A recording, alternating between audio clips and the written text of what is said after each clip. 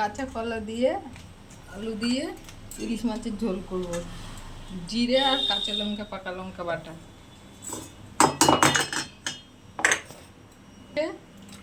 এটাকে ভিজিয়ে দিয়েছি, কাঁচা কলা আলুটাকে।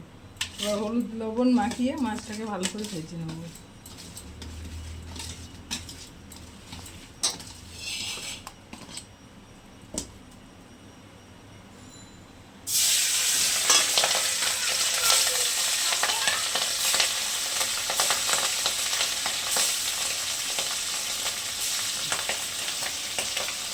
মাছগুলো ভাজা হয়ে গেছে, লেজা আর মাথাটা দিইনি, খালি মাছগুলো নিয়েছি।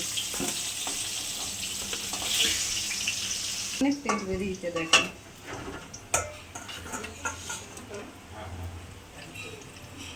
তেল দিলাম কড়াইয়ে, শুকনো লঙ্কা ফোড়নে দিলাম,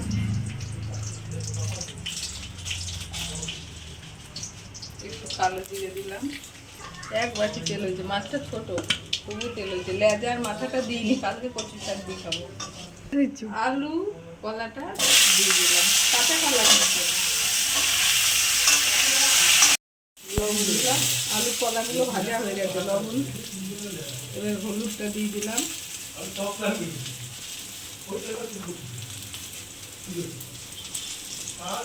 জিরে আর কাঁচা লঙ্কা দিয়ে দিচ্ছি।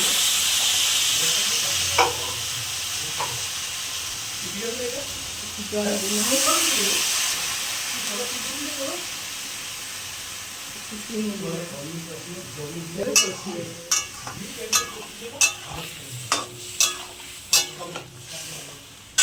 গরম জল দিলাম। ঝোলটা ফুটবে 10 মিনিট। মাছগুলো দিয়ে দিলাম, আর 5 মিনিট ফুটবে মাছটা দেওয়ার পরে। কাঁচা কলা দিয়ে আলু দিয়ে ইলিশ মাছের পাতলা ঝোল করেছি।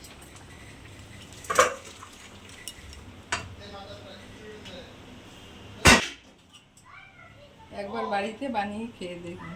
আমি এখন শর্টে ভিডিও কম ছাড়ছি, লংয়ে ছাড়ছি, কিন্তু লংয়ে আপনারা দেখছেন না, লংয়েই দেখে নেবেন।